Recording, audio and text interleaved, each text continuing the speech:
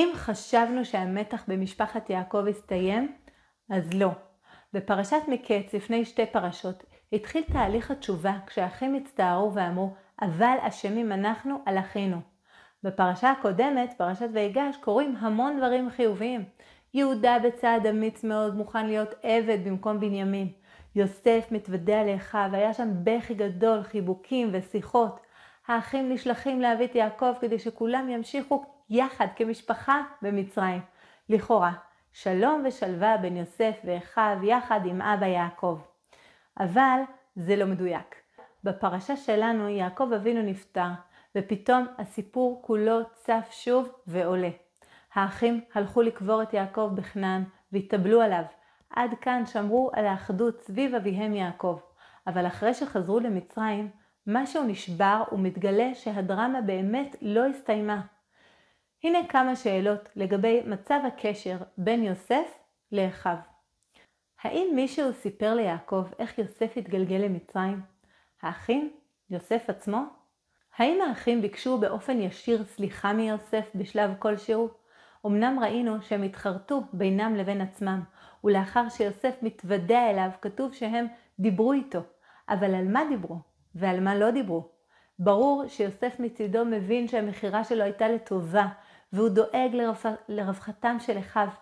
האם ניתן לאחות לגמרי את השברים? מה שבטוח הוא שאחרי פטירת יעקב, אחי יוסף חששו שיוסף יפגע בהם. משהו בהשלמה שהייתה ביניהם לא מחזיק מעמד לאחר שיעקב כבר לא איתם. אולי הם מכירים את המודל של דודם עשיו, יקרבו ימי אבל אבי והרגה את יעקב אחי, וחושבים שאולי יוסף יתנהג כך. ויראו אחי יוסף כי מת אביהם, ויאמרו, לו יסתמנו יוסף, והשב ישיב לנו את כל הרעה אשר גמלנו אותו. החשש כל כך גדול שיוסף יתנקם בהם, שהם מחליטים כנראה להמציא ציווי של יעקב. ויצוו אל יוסף לאמור, אביך ציווה לפני מותו לאמור. כה תאמרו ליוסף, אנא שנא פשע אחיך וחטאתם, כי רעה גמלוך, ואתה שנא לפשע עבדי אלוהי אביך. ויבך יוסף בדברם אליו. האחים אומרים ליוסף שיעקב ציווה עליו לסלוח להם על חטאם. איך יכול להיות שהם המציאו צוואה של יעקב? המדרש מלמד שמותר לשנות מפני השלום. כלומר, הערך של השלום ביניהם גובר על הערך של אמירת האמת.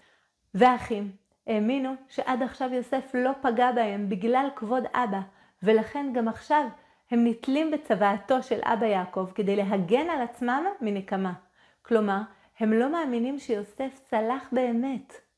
שימו לב למילות הפסוק. איפה הציטוט של ציווי יעקב מסתיים?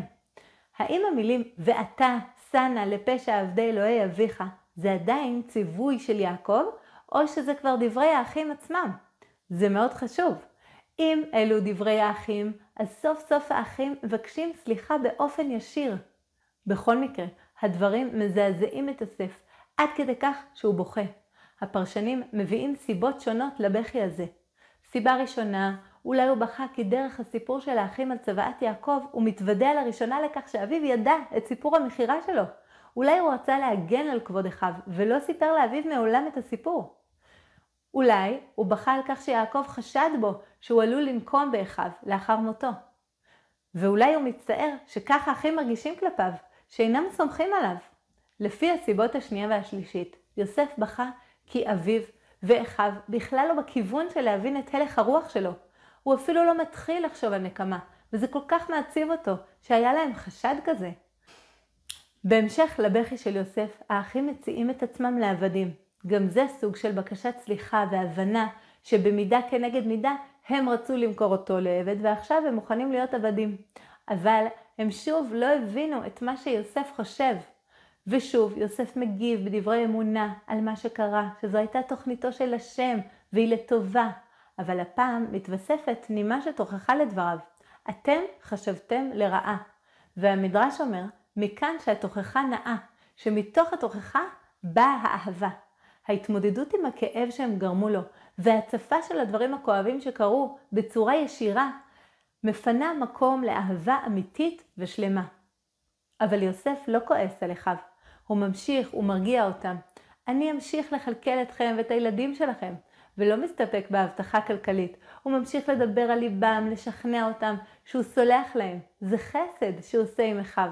עכשיו סוף סוף יש כאן השלמה. אחי יוסף מצידם ביקשו סליחה. יוסף שוטח בפניהם את האני מאמין שלו ומדבר על ליבם. האחים נמצאים יחד ושומרים על אחווה, גם בלי שיעקב אביהם יהיה הדבק ביניהם.